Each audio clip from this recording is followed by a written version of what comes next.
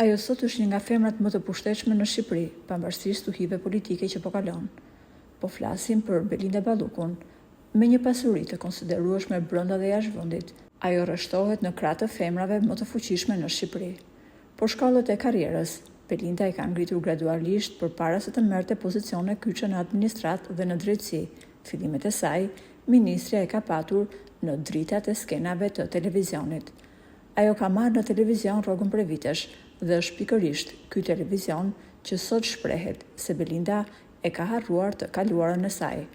Por ku ka punuar në fillimet e saj Belinda dhe çfarë pune ka bërë? Këtë detaj interesant e ka zbuluar vetë drejtoresha e News 24, e cila u shpreh. Mu kujtua e kaluara e zonjës Balluku para 20 vitesh. A e dini ku punonte ajo?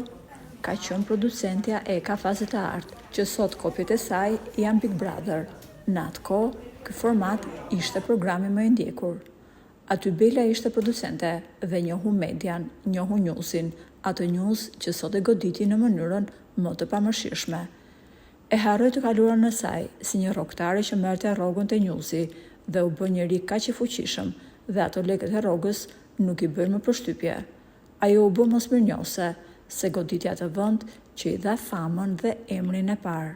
Më pas, Belinda, kjo ish punonjëse News 24, tentoi të fikte dritat e televizionit ku dikur ka punuar, por ato janë dritat e të vërtetës dhe Bela nuk mundet t'i fikë dot kurrë.